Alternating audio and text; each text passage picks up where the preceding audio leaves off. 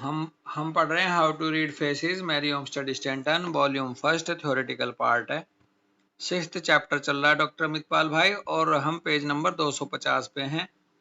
Date हो गई है 1 जुलाई 2026 और इसमें हमारा मेन टॉपिक चल रहा है एनालिसिस ऑफ सिक्रेटिवनेस। एनालिसिस ऑफ सिक्रेटिवनेस को लेकर के मैरी ओमस्टेड कह रही है 250 पेज नंबर पे कि the physicians of Joy gold, the great financier, have declared, I am informed that his recent illness was owing to his secretiveness, and that his endeavor to keep his plan secret made such inroads upon his health as to threaten his life unless he relaxed somewhat his accustomed habits in this respect. बड़ा अच्छा example ले रही हैं physician of J gold हैं। जे gold के कोई physician थे, कोई एक ग्रेट फाइनेंशियर रहे हैं। उनके जो फिजिशियन हैं उन्होंने बताया, जब ये जे गोल्ड बीमार थे एक तरह से, उनके बारे में फिजिशियंस ने डिक्लेयर करा। ये कह रहे हैं कि जे गोल्ड कह रहे हैं कि मुझे मेरे फिजिशियन ने इन्फॉर्म किया कि I am inform that his recent illness was owing to his secretiveness. उसकी जो रिसेंट इलनेस है, बीमारी का जो कारण है, जो बीमारी है तत्काल अभी वर्तमान की, वो उसके सिक्रेटिवनेस की वजह से है। जैसे मान लो अभी पीछे पड़े थे ना कि सिक्रेटिवनेस अगर होगी तो लीवर को लेके बैठेगी। बिल्कुल। तो ये बताया गया कि उसकी जो बीमारी है रिसेंट इलनेस, वो सिक्रेटिवनेस की वजह से है। And that his endeavour to keep his plan secret made such inroads upon his health as to threaten his life unless he relaxed somewhat his accustomed habit in this respect। और वो ये कहना चाह रहे हैं कि वो जो अब प्रयास कर रहा है अपने प्लान्स को सीक्रेट रखने का, तो उसने क्या किया हुआ है कि उसकी हेल्थ के ऊपर कुछ ऐसे छाप छोड़ दी है।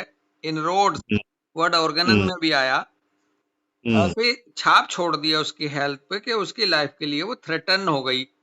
उसकी वो आदत सिक्रेटिवनेस की वजह से उसके जो शरीर पे जो उसका असर आया, उस पे जो अमिट छाप, इनरोड्स का मतलब जो लकीरें या वो बन गई है उसके सेहत के ऊपर, उनके निशान उस सिक्रेटिवनेस की वजह से।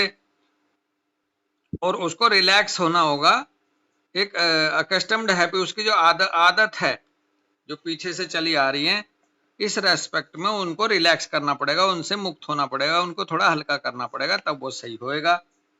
ऐसा भाव है। Many very secretive persons are affected with disorders of the liver. Secretive persons ज्यादातर देखे गए हैं कि वो लीवर डिसऑर्डर के शिकार होते हैं। So also are revengeful character, और इसलिए रिवेंजफुल करेक्टर भी पाया जाता है। These emotions affect his gland as well as the secretions of other organs। और ये जो इमोशंस है, रिवेंज का इमोशन, सिक्रेटिवनेस का इमोशन, ये ग्लैंड के साथ साथ दूसरे सिक्रेशंस जो ऑर्गन्स, जो सिक्रेटरी ऑर्गन्स हैं दूसरे, उन पे भी असर डालते हैं ये जी। I have known very undeveloped persons who were accounted very wise in their community simply by reason of their excessive reserve caused by secretiveness। कह रही है मैं एक ऐसे इंसान को जानती हूँ जो अनडेवलप्ड है, जो डेवलप नहीं है, जो जाना जाता है बहुत ही वाइजनेस के रूप में अपनी कम्युनिटी में। उसकी जो रीजनिंग, इसका कारण है, उसका एक बड़ा बुद्धिमान माना जाता है क्योंकि वो बड़ा सिक्रेटिव है, उसके रूप में जाना जाता है। मैं ऐसे व्यक्ति को जानती हूँ जो कि हालांकि वो डेवलप नहीं है, जगत सिक्रेटिव है। तो not being able to fully comprehend the import of questions addressed them, they would refrain from giving satisfactory answers, thus concealing their intention and deluding those about them, and conveying the idea that they were uncommonly wise। और मजे की बात यह है कि वो पूरी तरह से समझ तो पाता नहीं किसी के क्वेश्चन को जो उसको एड्रेस किया जा रहा है, तो उससे बचने के लिए, उससे रोकने के लिए कि भाई वो सेटिस्फैक्ट्री आंसर दे पाता, उससे बचने के लिए वो छुपाता है अपनी उन इंटेंशन को जो उसके आसपास है उनसे, चुप रह करके अमित भाई, एंड जी conveying the idea that they were uncommonly wise, और ऐसा आइडिया कन्वे करता है कि ये भाई अनकॉमनली वाइज बंदा है। जी Men who are very able mentally and developed morally are able to instantly comprehend and meet with mental resource any proposition presented to them. कह रहे man who were very able mentally and developed morally are able to instantly comprehend and meet with mental resource any proposition. जो बंदा mentally बहुत अच्छा develop होता है, मोरली बहुत अच्छा डेवलप होता है भाई, वो तत्काल रूप से समझता है आपकी बात को, जी इंस्टेंटली आपके कहे हो कि तुरंत समझ जाएगा, जो जो उसके सामने आपने प्रोपोजिशन प्रेजेंट करी है, जब उसके सामने आएगी तो उसका जो मेंटल रिसोर्स है वहां से तुरंत वो समझ जाता भाई। जी आप देखोगे प्रेमानंद महाराज से कई बार लोग सवाल पूछते हैं, वो एक सेकंड में समझते हैं कि सामने वाला क्या जानना चाह रहा है। हाँ जी बिल्कुल सदगुरु जग्गी वासुदेव जी के सामने कोई भी सवाल करते थे, वो एक हम्म, सेकंड में समझते थे कि ये क्या जानना चाह रहा है। मलिक सर से भी आप हम अगर सवाल पूछते हैं, कोई हमारी बात है, वो एक सेकंड में समझ जाते हैं कि ये कहाँ जा रहा है, क्या भाव है इसका।